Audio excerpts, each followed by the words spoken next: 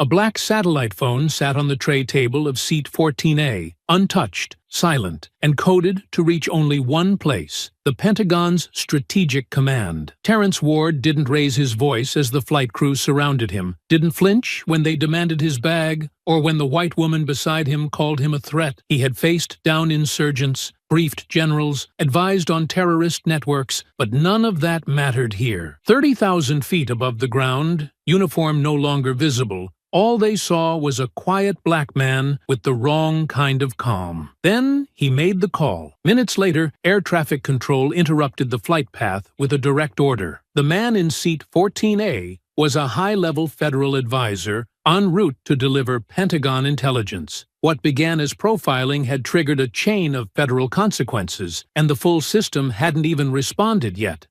Before we go any further, comment where in the world you are watching from and make sure to subscribe, because tomorrow's story is one you don't want to miss. The seatbelt sign was off, but the tension pressing down across row 14 felt tighter than any strap could hold. Major Terrence Ward sat in the aisle seat, shoulders relaxed, his tall frame angled just enough to give the window passenger room to breathe. He hadn't spoken since takeoff, hadn't so much as looked toward the woman in 14B beyond a polite nod when she sat down, yet her discomfort had been simmering since wheels up.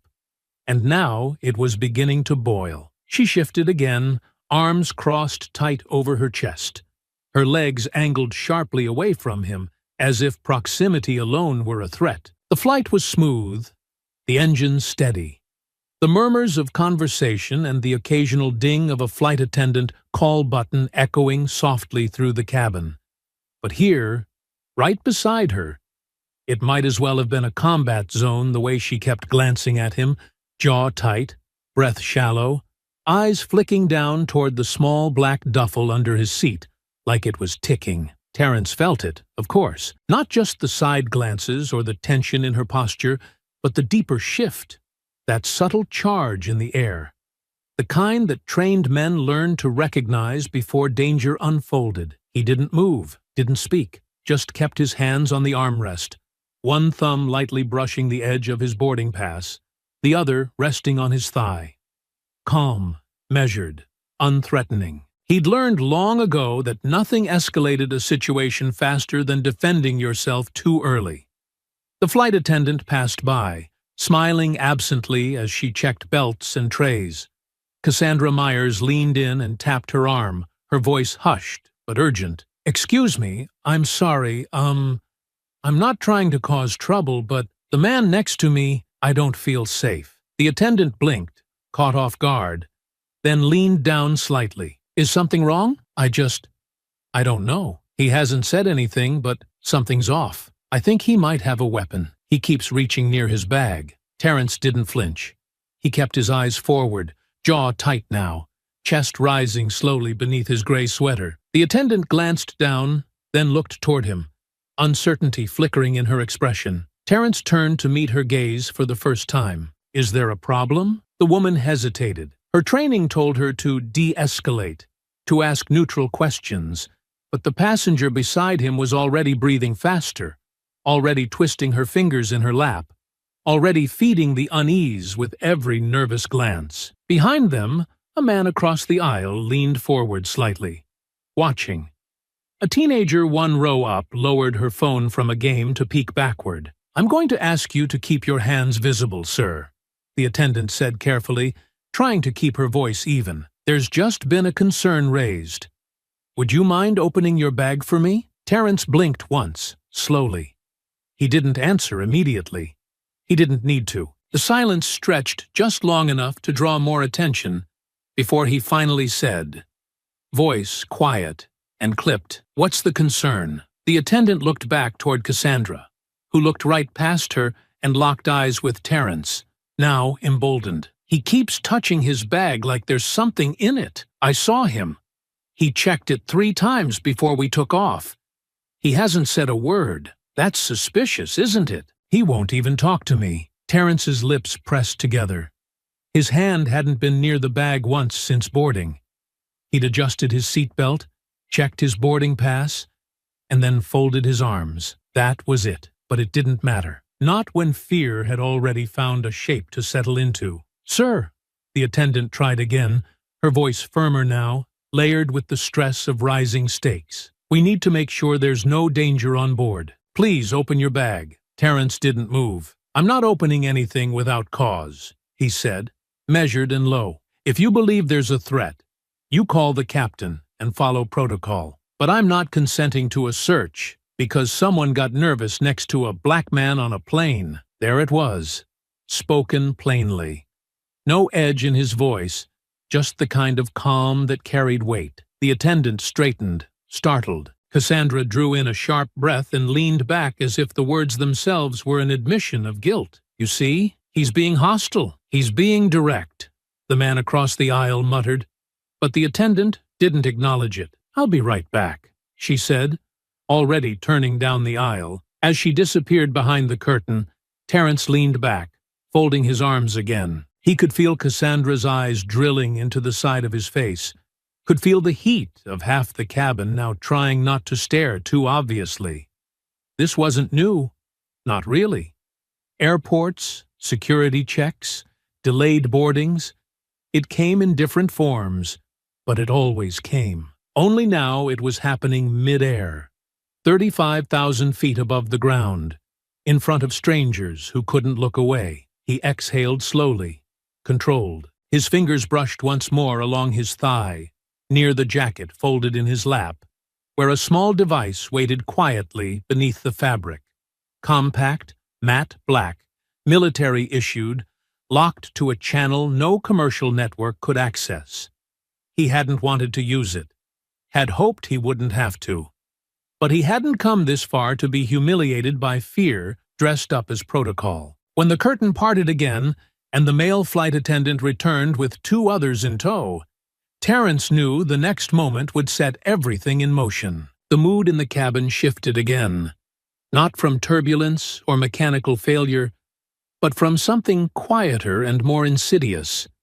The kind of fear that spread in glances and whispers, in the cautious way people adjusted their posture, in the tightening of silence where conversation had once filled the air. As the 3 attendants made their way down the aisle, passengers leaned just enough to see without seeming obvious, phones angled subtly, fingers already hovering near record buttons, not out of certainty, but out of curiosity, stoked by suggestion. The lead among them, a man in his early 40s with graying temples and a forced calm behind his professional smile, stopped beside row 14 and crouched slightly, his voice low but unmistakably firm as he addressed Terrence. "Sir, I need to ask you to stand up." Terrence didn't move. His arms remained folded, eyes locked forward. He didn't respond with anger, only a kind of practiced restraint that had been worn into him by years of being in rooms, vehicles, and countries where missteps were fatal. Where the first wrong gesture could write the end of a story no one would ever hear. "For what purpose?" he asked, voice level. "There's been a concern raised about your behavior, and in the interest of everyone's safety, we're asking for full cooperation." Cassandra leaned back, lips pressed into a thin line, watching eagerly now, as though vindication were finally arriving in uniform. The man didn't meet her eyes, but he didn't need to. He was already acting in accordance with the image she had painted. "I've already explained," Terrence replied, gaze steady. "There's been no behavior. I've been seated, quiet, and respectful since boarding. If you're acting on a passenger's discomfort, that's one thing. But if you're escalating that into a forced inspection without cause, we're no longer discussing safety. We're discussing liability." The attendant straightened, tension creeping into his jaw. He glanced at the other 2 beside him, a young woman trying not to look nervous, and a man who had clearly been called in as support but didn't seem eager to be involved. The lead tried again. "This doesn't have to be difficult. We can escort you to the rear of the cabin to talk in private." "I'm comfortable here," Terrence answered, not raising his voice, not budging. "And I'm not leaving my seat for a conversation based on someone's assumptions. If there's a legitimate threat, you contact the captain and secure the aircraft. Otherwise, this is targeted harassment, and you'll answer for it." The words weren't shouted, but they landed with force, drawing in even more eyes. 2 rows ahead, a man lowered his newspaper completely. Across the aisle, a young couple exchanged quiet words. Everyone had felt the shift. That moment where it was no longer about the woman's fear, but about whether the crew would choose to act on it, whether protocol would bend to comfort at the expense of justice. The attendant looked back toward the curtain, clearly debating whether to call the captain now or continue pressing. He chose the latter. "We're trying to avoid involving the cockpit," he said, his voice stiff. "But we do have the authority to search a passenger's belongings in response to a credible concern. And I have the right to deny an unlawful search without cause," Terence answered, his tone calm, his body still. "You have no warrant, no probable cause, and no specific behavior you can point to. Only the word of someone who doesn't like who she's sitting next to." Cassandra scoffed beside him, leaning in just enough to make sure her voice carried. "Unbelievable. He's refusing a search. That should tell you everything." Terence turned his head just slightly, meeting her eyes for the first time since the flight began. His expression didn't shift, didn't flare with anger or condescension, only disappointment, the kind that said he'd seen this before, and it never got less exhausting. "You don't know anything about me," he said, voice low. "You made up your mind before we even left the ground. And now you're acting like you've got something to hide." "I have something to protect," he replied. The attendant cut in quickly, his voice rising a notch to cover the tension. "Sir, this is your last warning. If you don't comply, we will have to restrain you until we can land and investigate further." At that, Terence moved, not suddenly, not aggressively, but with a slow deliberateness that made the younger attendant take a half-step back. He reached into his lap, into the folds of the gray jacket still resting there, and withdrew a small object, placing it gently on his tray table. A sleek, compact satellite phone. Military-grade, black matte casing. Unmistakable to anyone who knew what they were looking at. The cabin didn't erupt in panic, but the energy shifted again, a ripple of silence moving outward from the center of the plane as passengers caught sight of something they didn't understand, and the crew didn't expect. The lead attendant's mouth opened slightly, unsure whether to call for help or freeze. "I'm placing one call," Terence said, his eyes steady on the attendant. "I suggest you wait." He dialed with his thumb, then brought the phone to his ear. No speakerphone, no threats, no raised voice. Just a few quiet words exchanged in a tone too flat to be casual. Whatever he said, it didn't last more than 10 seconds. Then he ended the call, set the phone back down, and looked up. "Now," he said, "we wait for the captain." The attendants stood frozen in place, uncertain whether to move, speak, or retreat. Cassandra turned sharply, glancing between them, her mouth tightening as confusion set in. Something had changed.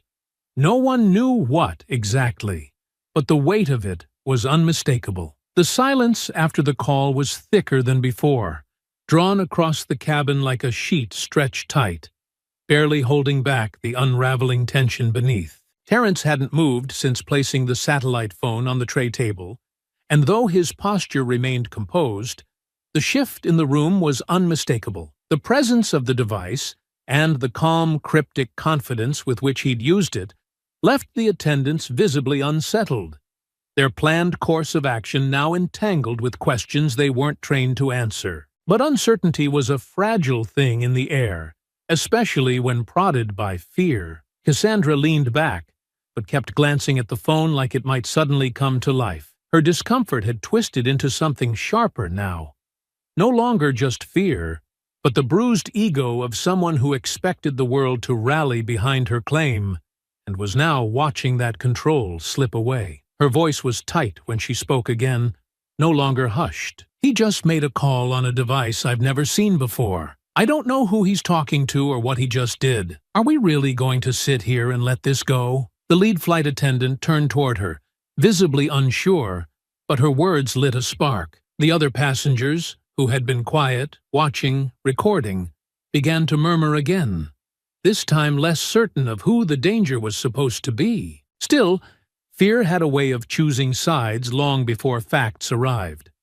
The younger male attendant stepped closer, lowering his voice. "Sir, I need you to hand over the phone." "No," Terrence said simply, his tone steady. "It's secure equipment, not for civilian inspection." "I'm not asking," the man snapped, trying to summon authority he didn't fully possess. "You're exceeding your jurisdiction," Terrence replied. "You are not law enforcement, and this is not a threat scenario. You're reacting to a passenger's discomfort. Nothing more." The lead attendant leaned in again, now visibly sweating. "You don't get to dictate our response midair, sir. You brought a military device onto a commercial flight and refused inspection. We have a responsibility to protect every passenger." Terrence held his gaze without blinking. "And I've done nothing to compromise that responsibility. The only threat here is the one you're creating." The lead attendant hesitated, then turned slightly, whispering something into the small comms device clipped to his collar. Moments later, the curtain parted again. 2 additional crew members stepped out, and behind them, the captain himself entered the aisle. Broad-shouldered, late 50s, eyes sharp and skin drawn tight from years in pressurized cabins. His expression was unreadable as he approached row 14, surveying the scene with a pilot's practiced calm. "What exactly is the situation here?" he asked, his voice even but edged. Cassandra was the first to answer. "He made a call on some military phone after refusing to be searched. He's acting like he's above the law. I don't feel safe." The captain looked to the flight crew. The lead attendant nodded stiffly. "He refused inspection, then pulled out a secure phone. He claims he's a government official, but he won't identify himself or allow us to verify anything." Terrence looked up at the captain, his eyes steady. "You don't want to do this." "I want my plane to land without incident," the captain replied. "If that means securing a potentially hostile passenger, I'll take that risk." "You're about to make a bigger mistake than you realize," Terrence said, voice low. The captain didn't flinch. "You're being restrained until we land." Before Terrence could respond, the male attendant reached down toward his seatbelt, attempting to unlock it, while another grasped his wrist, not roughly at first, but with the kind of insistence that signaled finality. Terrence didn't resist, not with force, but his body tensed, and when they pulled him from the seat, the effort it took to move him was far greater than they expected. Still, he allowed it. Not because he feared escalation, but because the call had already been made, and what came next was no longer his to manage. Passengers gasped as the scene unfolded. Several phones were out now, recording openly as Terrence was pulled into the aisle, forced to his knees just long enough for restraints to be fastened around his wrists. The captain stepped back as the attendants began to unzip his bag, rifling through it with clumsy urgency. Inside, nothing alarming. Just a paperback novel with folded pages, a clean set of folded documents secured in a binder, a watch wrapped in a sock, and a government ID badge tucked into a side pocket, one they missed entirely in their haste. "There's nothing here," one of them murmured, but the damage was already done. Terrence was restrained, kneeling like a suspect on the floor of a cabin filled with strangers, the hum of engines loud against the silence that had crept over the onlookers. Cassandra stared down at him, unsure now, her confidence faltering as she took in the reality of what she'd helped create. "I warned you," Terrence said quietly, eyes not on her, but on the captain. "You're going to hear from someone very soon, and when you do, you'll understand exactly who you just restrained in front of a cabin full of witnesses." The captain didn't respond. He simply turned and walked back toward the cockpit, his shoulders stiff, his mind clearly working through possibilities he hadn't considered when he first approached. Terrence was lifted and placed back into his seat, still bound, still silent. The phone remained on the tray table, untouched, and as the plane continued its smooth course toward Washington, the tension aboard no longer rested on the suspicion of a single woman or the misjudgment of a nervous crew. It now hovered in the unknown, in the looming sound of consequences that had already taken flight. Terence sat upright, his shoulders drawn back against the seat, but his wrists still cuffed, the tight plastic biting into his skin with every movement. The silence had turned into something more acidic now, a quiet that wasn't peaceful but heavy. Heavy with stares, with judgment, with the weight of 100 conclusions already drawn and filed away in the minds of those watching. The flight attendants had returned to their stations, but no one had really moved on. Not the crew, not the passengers, and definitely not Cassandra. She hadn't stopped looking at him since they strapped him down, her posture stiff, her mouth set in a tight line like she was daring him to say something. And when he finally did, it cut through the quiet with a sharpness that made even the row behind them stiffen. "You really feel proud of yourself right now?" he asked, turning to her slowly, his voice no longer patient or reserved. "You really think you did something good?" She blinked, caught off guard that he was speaking to her directly, then crossed her arms like she'd been waiting for this exact moment. "I did what I had to do. You were acting suspicious. You didn't want anyone looking in your bag. You were being secretive." "You mean I was minding my own business?" he shot back, his voice low but full of heat. "Not once did I talk to you. Not once did I look at you sideways, and somehow that's enough to have me dragged out of my seat like a damn criminal? That sound right to you? You pulled out a military phone," she snapped, shifting in her seat to face him. "What regular person has one of those on a plane?" He shook his head, laughing bitterly. "You don't know anything about me, lady. Not my job, not who I am, not what I've done for this country. But you saw a black man with a serious look and decided that meant danger. That's all this was. I didn't see race.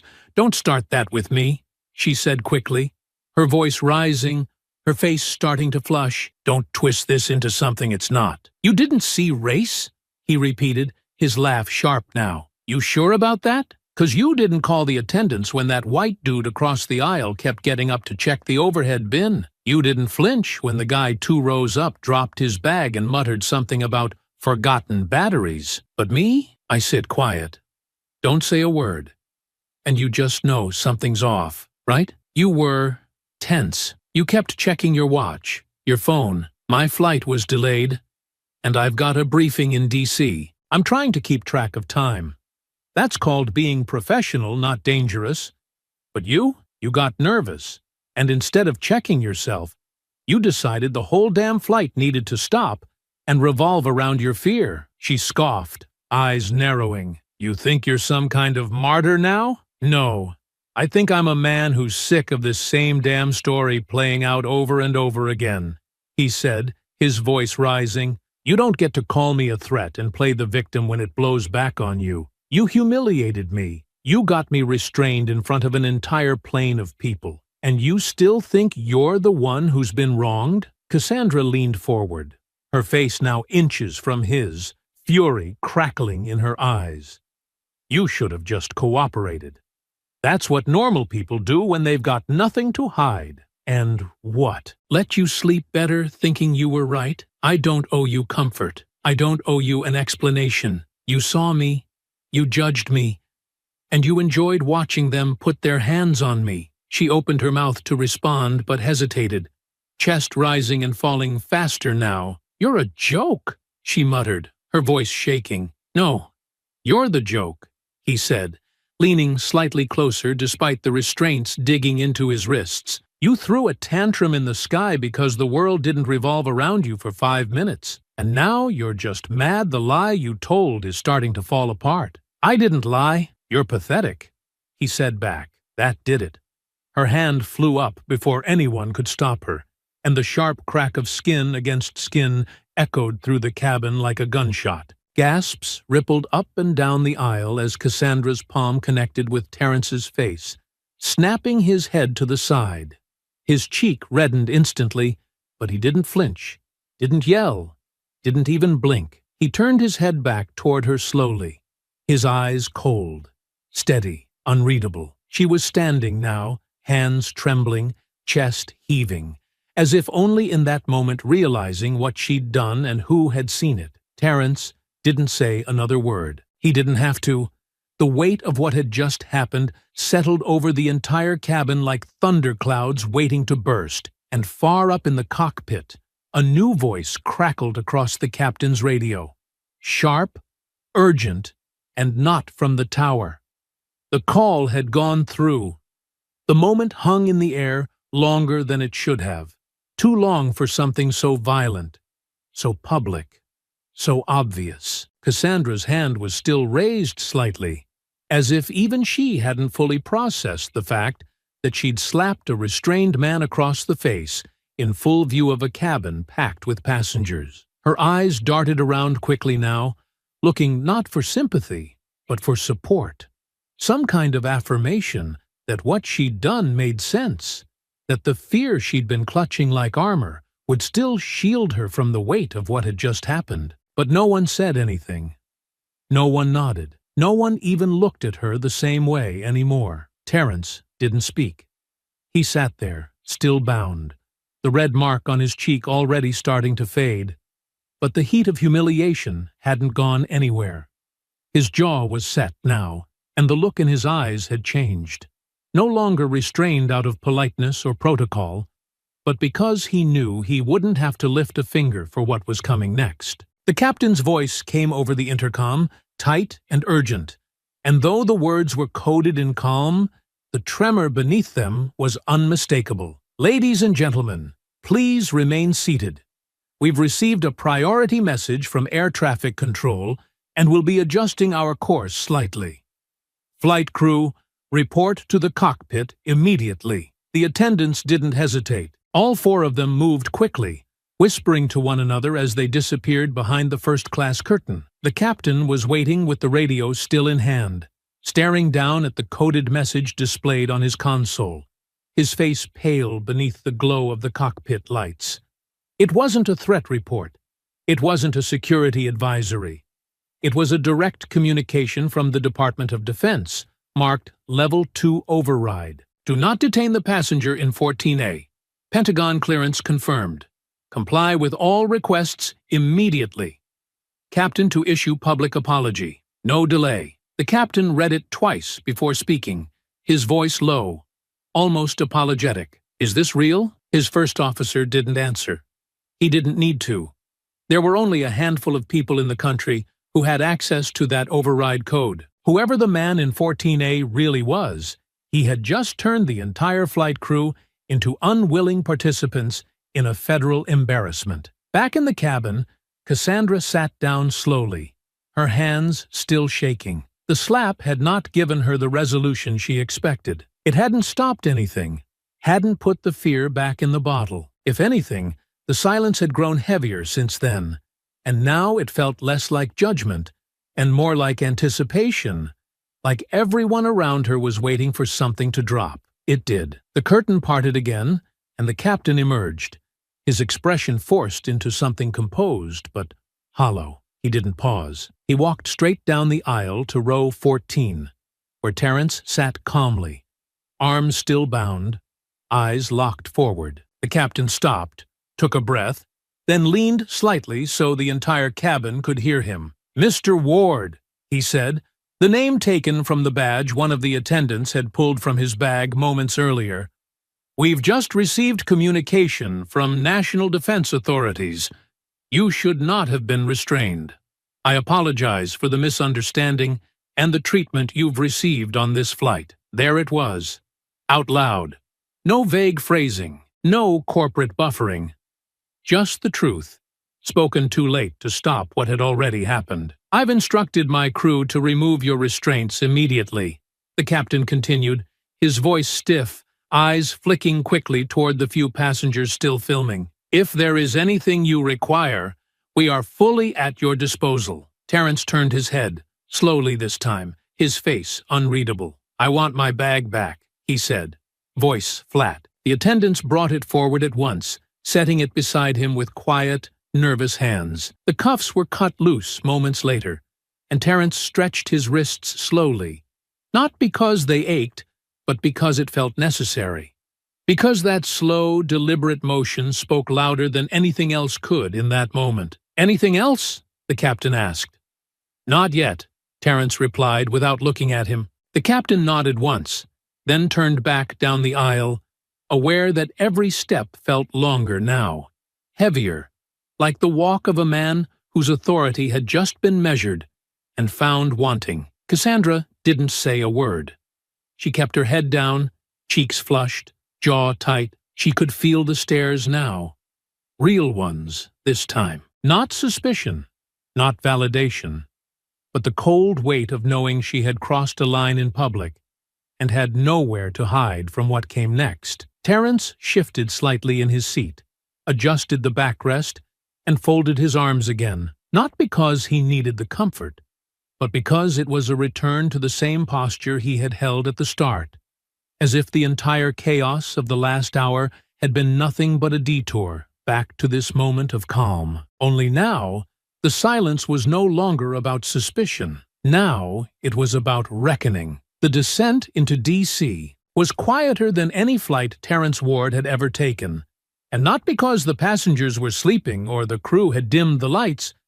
It was a different kind of silence, the kind that followed embarrassment, uncertainty, and the dawning realization that something far more serious had taken place than any of them had understood at 35,000 feet. The captain gave no more announcements beyond the standard landing protocol. No apologies were repeated, no explanations offered to the rest of the cabin. Whatever was coming, it had moved well beyond the pay grade of anyone pushing a drink cart or adjusting air vents. The flight attendants stayed mostly out of sight, speaking in hushed tones behind the curtain and avoiding the aisle unless absolutely necessary. Even Cassandra, who had spent most of the flight wide-eyed and muttering indignantly, now sat perfectly still, her hands clutched in her lap, her eyes trained on the seat back in front of her, like she could will herself into disappearing before they touched down. Terence remained calm. He didn't gloat, didn't scan the cabin for reactions, didn't reach for his phone or pull out a book. He just sat there, arms folded once again, his gaze drifting occasionally to the window as the lights of the Capitol began to rise beneath them. He didn't need to say a word.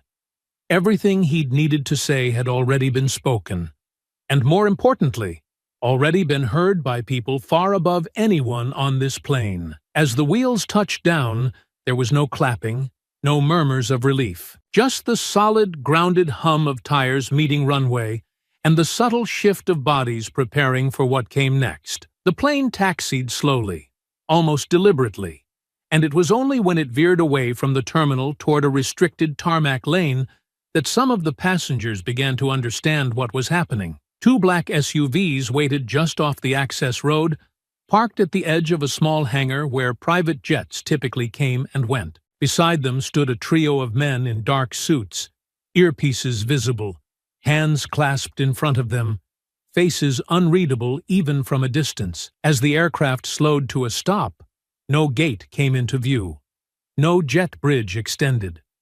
Just the stairs, lowered from the belly of the plane, and a silence so complete it felt like a warning. "Ladies and gentlemen," the captain finally said, his voice flat but audible through the intercom, "please remain seated. We are being met by federal personnel for a matter unrelated to your travel. Do not attempt to disembark until instructed." The words hit the cabin like a splash of cold water. Terence didn't move, but he saw the change immediately. The turning heads, the widened eyes, the breath held in anticipation. The same people who had quietly judged him earlier were now watching with a different kind of curiosity, one tangled with guilt and uncertainty. They didn't know exactly who he was, but they knew enough now to realize they'd watched the wrong man get humiliated. The door opened, and the first figure to board wasn't wearing a uniform, but his posture alone made it clear he didn't need one. His suit was pressed, his expression calm, but his eyes scanned the cabin with intent, and when he spotted Terence, he didn't waste time. He gave a subtle nod, and two more agents stepped inside behind him. "Major Ward," the man said, his voice polite but firm, "we apologize for the delay in response.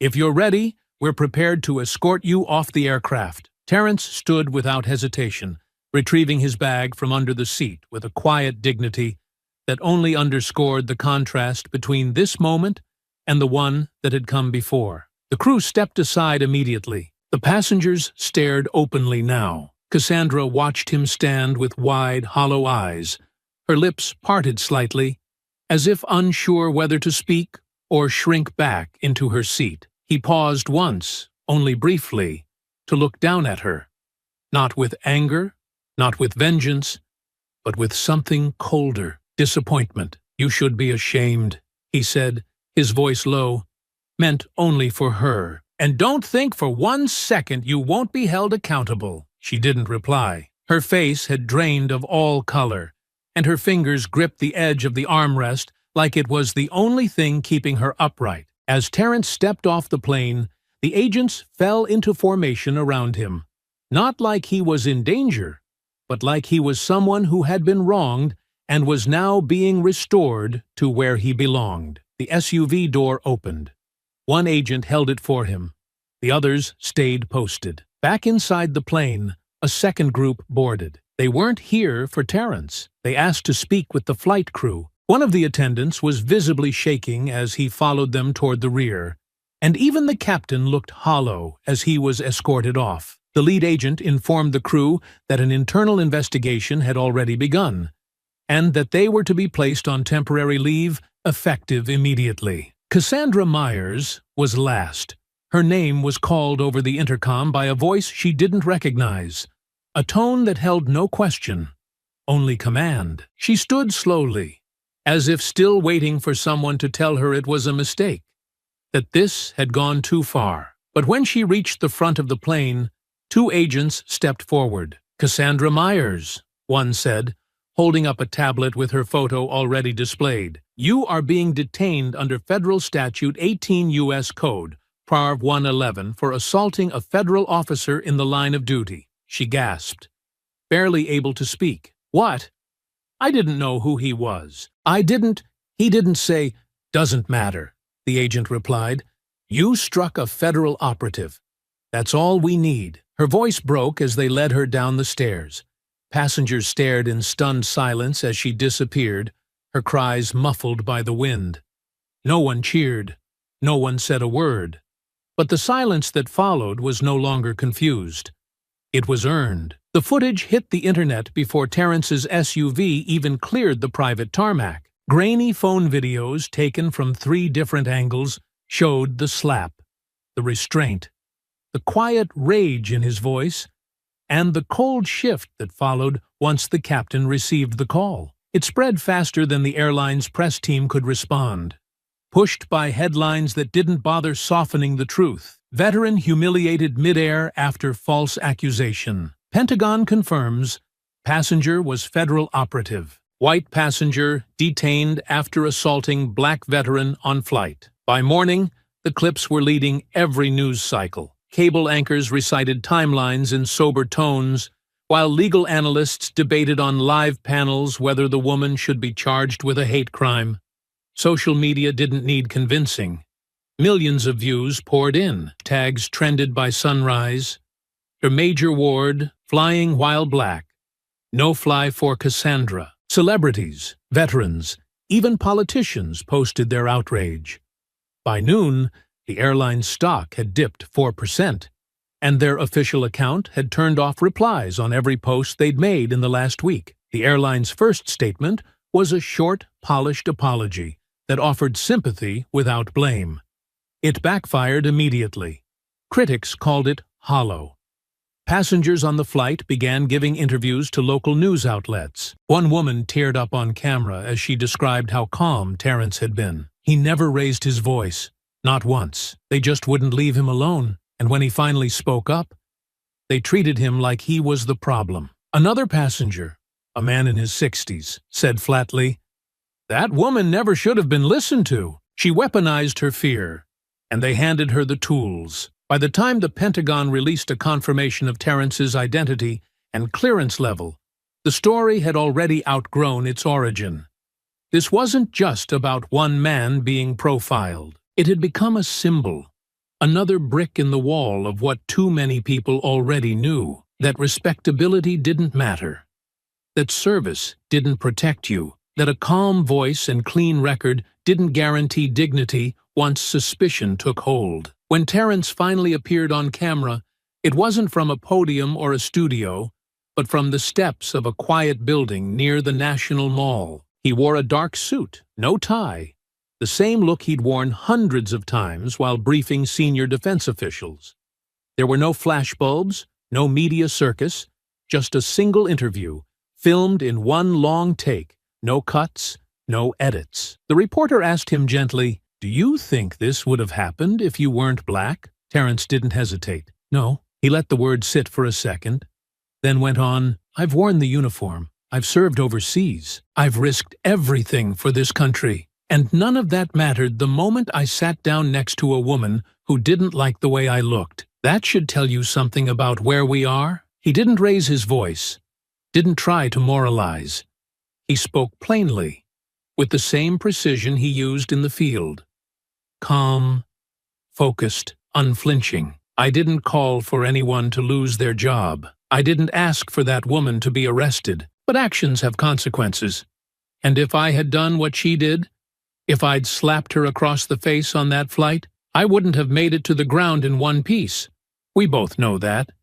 Everyone watching knows that." The clip was shared more than the original footage. Within hours, it had been translated into 6 languages and subtitled by volunteers across the globe. Editorials followed. Op-eds ran in every major paper. The Washington Post wrote, "Major Ward didn't ask for justice. He became it." Meanwhile, the airline scrambled. The CEO issued a new statement, this time filmed. He acknowledged failure. He promised sweeping reforms.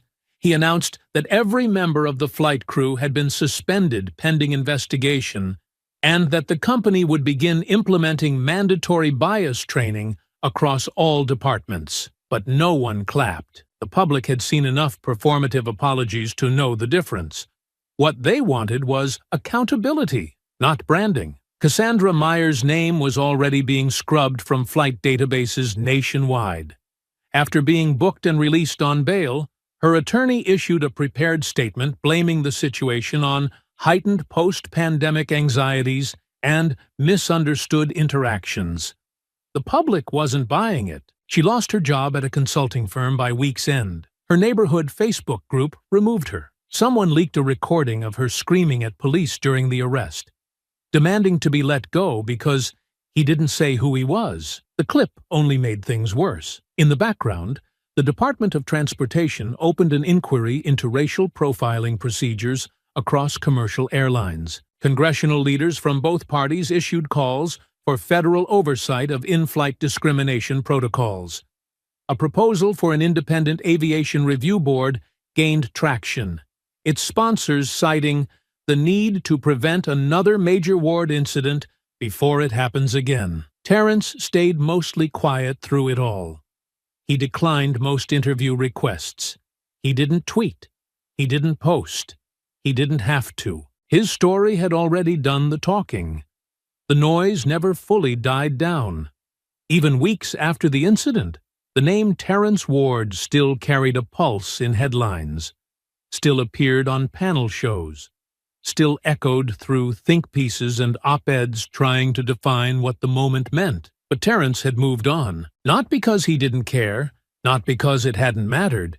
He just understood how much louder action could speak when it wasn't asking for applause. His work with the Pentagon resumed without fanfare.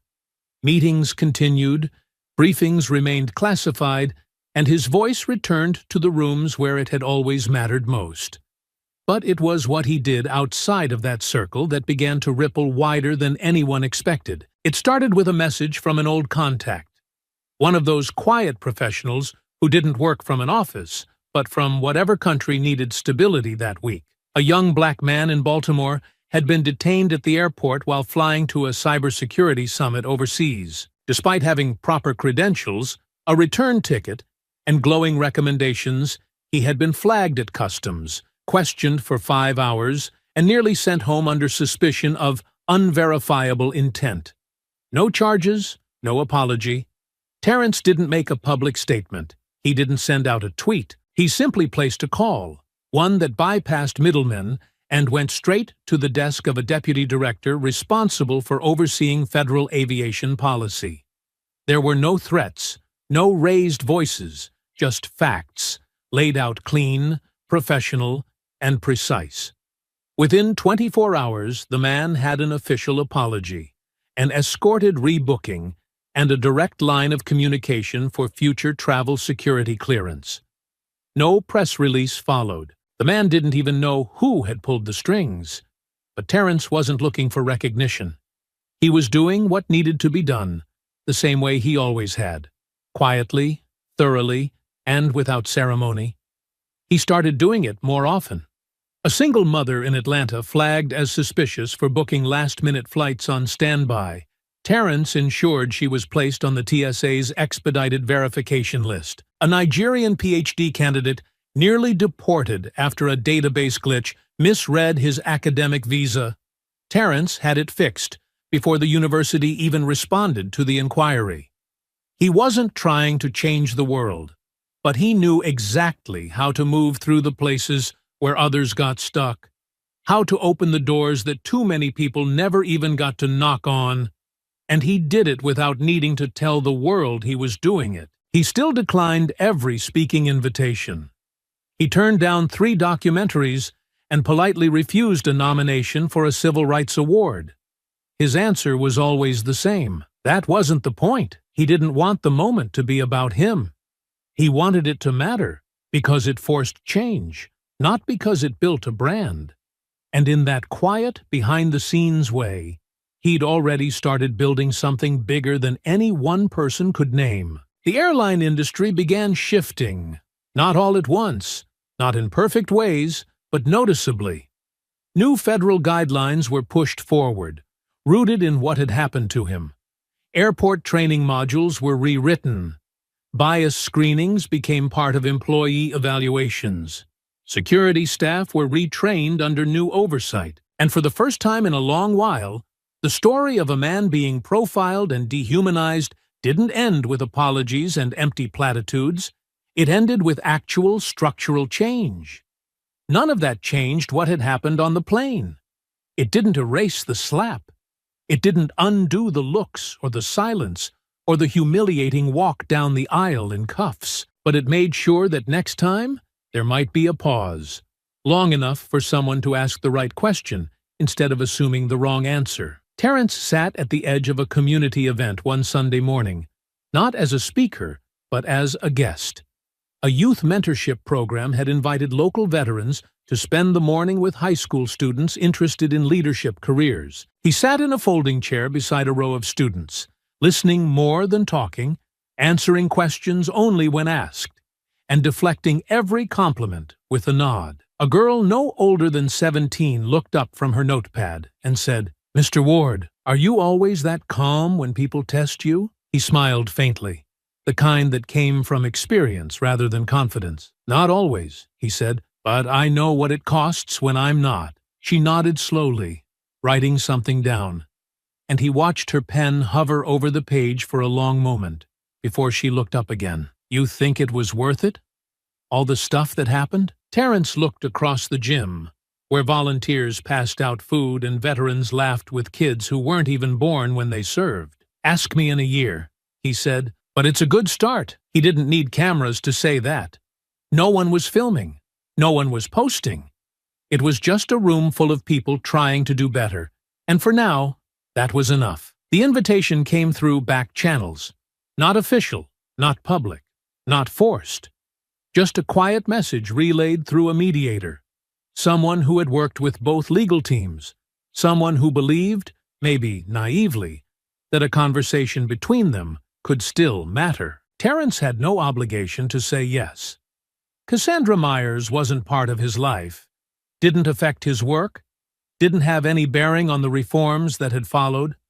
But something about the request lingered in his mind longer than he expected it to. He didn't need an apology.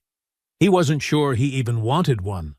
But he understood the power of a reckoning, not for himself, but for the person still struggling to understand what they'd done. So he agreed. They met in a quiet office building outside the city, a neutral location chosen for privacy, far from cameras or curious onlookers. The room was plain, just 2 chairs, a table, and a pot of coffee that neither of them touched. Terence arrived first, seated with his hands folded, not guarded but steady. Cassandra entered a few minutes later, her posture unsure, her expression tight, like she'd rehearsed 5 different openings and decided against all of them. She sat down across from him, fidgeted once with the sleeve of her sweater, then looked up. "Thank you for coming," she said. He gave a small nod, but didn't speak. "I know you probably didn't need to," she continued, her voice quieter now. "And I'm not expecting anything. I wanted to say some things without lawyers,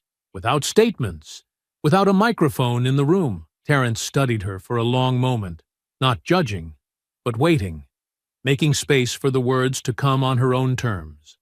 She took a breath. "I don't know how to explain what I was thinking on that flight. I've tried to play it back 100 times. I've read the articles, I've seen the footage, and every time I watch it, I see myself through your eyes, and I feel sick. I wasn't scared because you did anything wrong. I was scared because you didn't do anything. You were calm, too quiet, and that says more about me than it ever did about you." She paused, twisting her hands in her lap. "I've spent the last 2 months in a hole of my own making. Fired, charged, ridiculed. But the worst part hasn't been the consequences. It's been realizing that I didn't just hurt you. I helped reinforce something that's hurt people like you for generations, and I didn't even realize I was doing it." Terence let the silence stretch a little longer, then finally leaned forward, elbows on the table, voice steady. "You ever think about what it's like to always have to explain yourself before you're misunderstood?" he asked. Not accusing, just asking. To walk into a room knowing you've already been sized up before you say a word? That's what it was like on that flight. I knew the second you stiffened in your seat. I could feel it, the shift. I knew exactly what was coming. Because it's happened before. Maybe not always that loud, not always that public, but it's always there. She nodded slowly, eyes down, listening. "I wasn't surprised when you went to the crew," he continued. "I wasn't surprised when they believed you. What surprised me was how far they went before they stopped asking questions. How fast they acted, like I'd done something without a shred of proof." "I'm sorry," she whispered. "I know," he said. He didn't say it gently, but he didn't say it cruelly either. Just a plain acknowledgement, like a door quietly closing. "I slapped you," she said, her voice cracking. "God, I still don't know what came over me. I think I wanted to win. I felt powerless when the captain apologized to you. I felt humiliated. And instead of sitting with that, I turned it back on you. And I will regret that moment for the rest of my life." He nodded again, still calm, still unreadable. "I've read about you since," she said. "The reforms, the changes. What you've done for people behind the scenes. You didn't use this to get famous. You didn't turn it into a platform. You just helped people. That's what we're supposed to do," he said simply. "Especially when we've been through it." She looked at him then. Really looked at him. Not with fear, not with defensiveness, but with something closer to understanding. "Is there anything I can do?" she asked. Terence didn't answer right away. Then he said, "Start by recognizing that being sorry isn't the end. It's just the start. You want to do something? Talk to people like you. The ones who think they'd never do what you did. The ones who'd swear they're not part of the problem.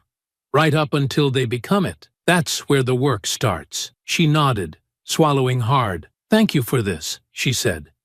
"You didn't have to show up, but you did." He stood then, smoothing the sleeves of his jacket, no anger in his movements, no sense of victory, just closure. "I didn't do it for you," he said. "I did it for the next time," and with that, he walked out of the room, leaving the door open behind him. The sun had just begun to sink behind the city skyline when Terence stepped through the sliding doors of Reagan National Airport. He didn't carry much, just a worn leather bag slung over his shoulder and a folded jacket draped across one arm. The terminal hummed with the usual rhythm of travelers and announcements, the dull chorus of motion and waiting. No one turned to look at him.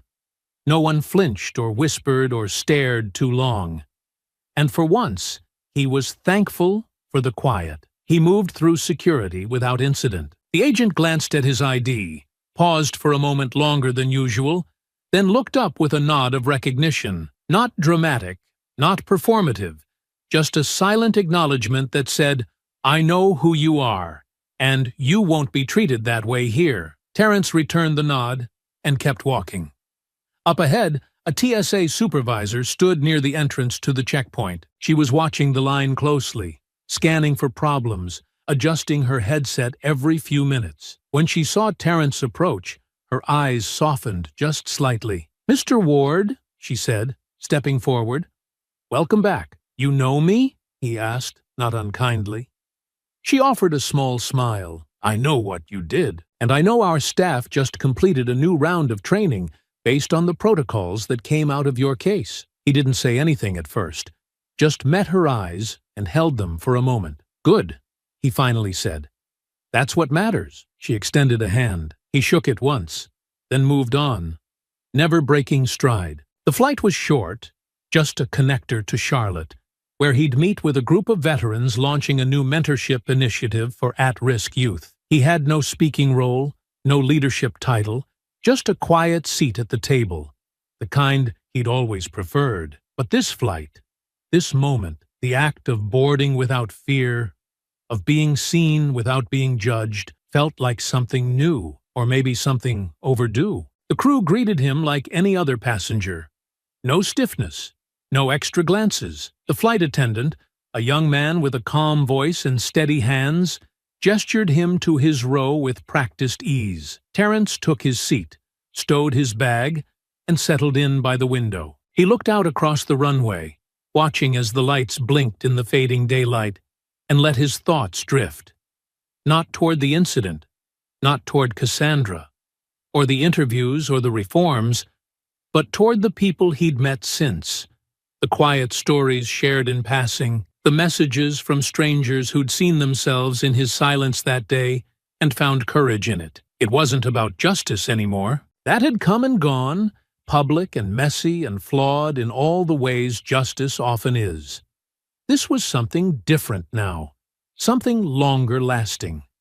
A shift, not in policy or headlines, but in how people thought about the world around them, in how they might hesitate next time, before assuming the worst about someone who looked like him, in how they might stop and ask a question, instead of dialing fear straight into authority. He didn't need applause for that, didn't need to trend. All he needed was the knowledge that maybe, because of what happened, someone else might walk through an airport, sit down on a plane, or speak up in a meeting without wondering if their skin would be seen as a signal. As the plane began to taxi, Terrence reached into his jacket pocket and pulled out a small photograph. Worn at the corners, the color slightly faded. It was an old shot of his unit, taken overseas years ago. Faces young and tired, arms slung over each other's shoulders, dust caked into every crease of their uniforms. Some of those men were gone now. Others had scattered across the country, building quiet lives away from the noise of what they'd survived. But every time he looked at that photo, he remembered why he still fought. Not with weapons or speeches, but with presence, with patience, with the unshakable belief that dignity wasn't something to be requested. It was something to be expected. The wheels left the ground, and as the plane climbed, Terrence leaned back, the photograph still in his hand, the city slowly shrinking below. Somewhere down there, policy meetings would continue. Laws would be drafted. Training would be improved. People would argue over what had happened, and others would try to forget. But none of that changed the fact that the world had watched, and something had shifted. And up here, in the quiet cabin with no tension, no eyes filled with suspicion, no whispered accusations or apologies on standby, a man who had been humiliated and handcuffed for doing nothing but existing was now flying free, on his own terms, with his own story intact. He slipped the photograph back into his pocket, folded his arms, and let the silence settle around him. Not heavy this time, but earned. I hope you enjoyed that story. Please share it with your friends and subscribe so that you do not miss out on the next one. In the meantime, I have handpicked 2 stories for you that I think you will enjoy. Have a great day.